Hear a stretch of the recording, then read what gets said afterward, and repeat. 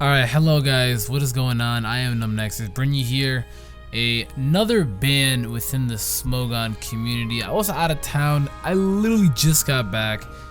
My bag is lost, so they put it on the wrong plane, and they're shipping it to my house like tomorrow. So that's pretty stupid. Like, why put it on the wrong plane? And I'm exhausted, I'm really dead. But I felt like I need to make this video because I always make videos about bands and stuff like that, and I know if I wake up tomorrow because I'm gonna be jet lagged, I will not have the energy to do so. So of course, if you're enjoying, make sure to give the video a thumbs up, subscribe. We're gonna get in with it. The Landorus-Incarnate now being banned from the OU metagame in Sun and Moon in Generation 7. This was to be expected. Again, like I said, every time when I kind of make a video like this, there's a lot of people angry, complaining and bashing Smogon when it makes sense. Landorus has been banned for a long time. He got banned kind of late-ish, mid-late-ish, 5th gen and meta, and then of course 6th gen meta. He was there in the beginning because they always tested out in the beginning like they did now, and then they banned him. Kind of like now, where he was tested out and he was banned. Well, I wouldn't even necessarily say that he was tested. He was tested out in Pokebank, if you want to put it like that, and he was banned.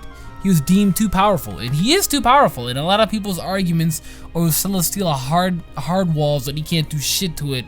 Yeah, but you actually have to sit down and think about it. You have to sit down and think of a Pokemon that stops this. You know, that's how you know it's powerful. If you're gonna sit down and take the time out of your day to build for a while and sit down and think of what stops it, it's pretty powerful, you know. And just also give a bunch of great examples here. They also, first off, they're pretty smart here. They recognize that he is not an invisible threat. He has a lot of weaknesses, being 4-time weak to ice, you know, being weak to water, neutral to rock, which means he's neutral to hazard switching to stuff like that. And he's just all of these mons, like especially Ash Greninja, can shred this bitch. But it's a fact, as well as Pheromosa with Ice Beam. Tumblr can outspeed it and easily revenge kill it without a problem, because Tumblr does run Hidden Power Ice within Pokebank. Pre-Pokebank, the one right now. They should be running Hidden Power Ground for Alolan Marowak, is what I run. I know a few of my friends run that as well, and a couple of other people within the meta also run that as well. I don't really see it being too common, but post Pokebank, it's almost always Hidden Power Ice to touch, like Lando-I, Lando-T, Hippo, stuff all like that. But he's ever just too powerful. He is too powerful, you know? His move pool is incredibly wide. Like, he has a very diverse move pool. And when you have Pokemon with this diverse of a move pool, who has a pretty high special attack stat, it's gonna suck. It's gonna be hitting like a truck. As well as when you have Sheer Force as well. The thing about Sheer Force is it's an ability that makes it to where it amplifies moves that have secondary effects, but you don't take like how do I put this? You don't take, like, if you go for like a Sheer Force boosted Earth Power, because Earth Power has the chance to drop your special defense, you will not you'll get a boost rather than, you get a 10% boost rather than, okay, I'm confusing myself because I'm half dead here. Let me sum it up. Basically, you're not taking Life Orb damage, is what my whole point was trying to be. You don't take any Life Orb damage when using this Pokemon, unless you use a move that doesn't have a secondary effect. That's the whole point of Sheer Force. That is literally the whole point of Sheer Force. It even states right here, to make it more specific for you guys, if Pokemon with Sheer Force is holding a Life Orb and uses an attack that will be boosted by Sheer Force, and the move gains both boosts and the user receives no Life Orb recoil. Only if the attack is boosted by Sheer Force. And it also it says raises the base power of all moves that have any secondary effects by 30%, but the secondary effects are ignored. So some side effects of moves such as recoil, draining, status reduction, and switching out usually aren't considered secondary effects. So Brave Bird recoil, Flare Blitz recoil, not considered secondary effects. But I'm pretty sure Flare Blitz has the chance to burn, so that's where I'm getting off topic. Point of the story is that his move pool is incredibly diverse. A Pokemon that has a special attack stat of, what is it, of 115, mediocre 101 speed, but it's the fact that his bulk is naturally okay. I mean, he almost has 90 HP with like 90 defense and 80 special defense. So I mean, it honestly could be worse, but it's decent to where he stands at. Not to mention he's completely immune to ground, which I guess that kind of sets it for itself. It speaks for itself there. But a Pokemon who's having this diverse of a move pool, to be able to have this interchangeable move pool, which you can change and adapt to any situation outside of the obvious Celesteela. And also, not to mention as well, set up a Rock Polish that gets time 2 speed and then shreds everything. Like, he's naturally powerful alone with Life Orb and Sheer Force boost. And when you have Stab along with it too, like Earth Power, it's gonna be hurting like a truck. Now I feel like this Pokemon would be a lot more threatening if they gave him like really good Stab flying moves. Like, he learns Fly, but something like Hurricane, Air Slash, Brave Bird. I'm probably just spewing BS triggering people here right now, but he does a lot of damage. You can even look at it here. They did the fat offensive damage. They got some explanations here which you can see on your screen right now. 2/2 special attack, Life Orb, Sheer Force, Landorus, Sludge Wave is a guaranteed 2 KO to the very standard Clefable set. Earth Power has an 82.4% chance to knock out a Mega Venusaur. And Mega Venusaur is one of the most fattest mons we have in the OU meta. Look at this right now. 2/2 special attack, Life Orb, Sheer Force, Landorus, Earth Power, Stab, Life Orb boosted, Sheer Force boosted, Stab. Right here against his Hippo. It's a guaranteed 2 KO. Regardless, it doesn't matter. It's guaranteed 2 KO. On Suicune, it's 76.6% chance to 2 KO after Leftovers Recovery. After Leftovers Recovery, an item that people use to try and live with rolls, and it doesn't matter. He doesn't care about rolls. Even Mons, I guess, I don't know if they do any examples here for newer Mons. Oh, his knockoff here has a 13.3% chance to Oko, a Latios, and has no defense investment, well 4, but no HP invested. Barely any attack. He has 4 attack. Ridiculous. That is ridiculous. Holy shit. The newly buffed Mantine too, he doesn't care. Just run Rock Slide and it's a guaranteed 2 KO after Leftover Recovery.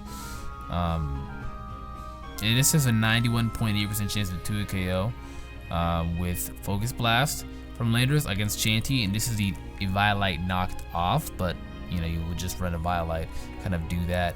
Look at this! His Focus Blast has a 25% chance, a 1 in 4 chance of actually knocking out Ferrothorn from full HP. Wow, that's like, you have to sit down and look at the things that, you know, Pokemon is capable of doing and why they deem it as being ban-worthy. And Landorus just kind of shredding through like almost all of the, even look at this right here, Tapu Fini, one of the new walls we've received within the Alola region right here. 2/2 special attack, Life Orb, Sheer Force, Landorus, Sludge Wave against max HP, 248 HP, max special defense, Tapu Fini. It's a guaranteed 2 KO. Now sure, Tapu Fini can run Ice Beam, but you know what I mean, like, you know what I mean? Like, it's the fact that he can do this much damage. Like, he doesn't care. He 2 KOs almost every Pokemon within the meta. And if he doesn't 2 KO some mons, all he has to do is click knockoff and then get the better chances to 2 KO. Like, he's powerful. He's absolutely powerful. And the ban makes complete sense as to why he's leaving. It says here, indeed, countering Landorus-i is quite tremendous challenge. Only 2 non-Uber Pokemon in the game are capable of achieving this major feat. Cresselia, whose viability in the OU metagame is close to non-existent despite its very high defenses, because it's true, its move pool is pretty limited. And then Megalatias, which is not even distributed in the game and therefore is unavailable, because it's not, you know, out right now. And sure, you can kind of go, I don't even think it's, is it Outpost? Because you have to find the Megastones in the game to be able to use them, so I don't know if, you can find the Latias site in Sun and Moon or not, but I may be even screwing that up, you know? Maybe you have my information wrong there, but when you only have 2 mons that are some of the best, you know, checks in the meta towards him, one of them is almost non-existent in the OE meta game, the other one you can't even use right now, he's running house. Landorus is running house, and it makes complete sense as to why he's gone. Here's a few mons that actually can kind of shred him. A 2/2 attack, a Azumarill can shred him for the guaranteed 2 KO. 2/2 attack, Life Orb Control Ironhead shreds him, guaranteed 2 KO. 2/2 attack, Garchomp. This is not a beneficial nature, this is not adamant. Assuming this is Jolly, is 2 KOs from Outrage. Yeah, he's a +2 adamant nature technician. Mega Scissor Bullet Punch does a 2 KO. 2 special attack, Tapu Lele Psychic, almost a guaranteed. Look at that. It doesn't even one shot. Tapu Lele, I think maybe Amana may also be leaving the OU meta.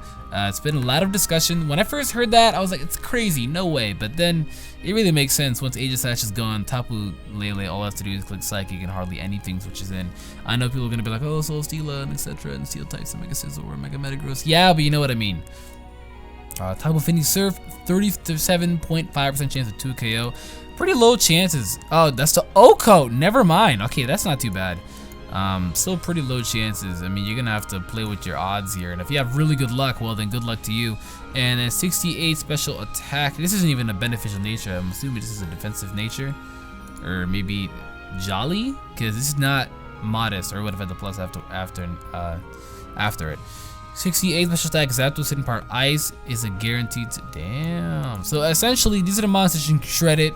Definitely some of the best checks in the game that he has. The check is not a counter. A counter is something that stuff. The check is something that can shred. You know, you get a good switch into it and you checkmate. You know what I mean? So let me know what you guys think in the comments down below with all of this. Do you think Landorus should have gone? Do you think he should have stayed? Do you think Landorus is actually powerful? Well, this isn't really an opinion discussion here. It's a fact. Landorus is as powerful when you can see all of the proof that these wonderful people have left us, all of the proof that Landorus is this powerful. You let me know what you think in the comments down below. With that, I'm gonna definitely die. I'm gonna hit my bed and literally like hibernate and die. So thank you guys for watching. It does mean a lot to me. Subscribe for more Sun and Moon competitive content. And with that being said, I'll catch you all later. Goodbye.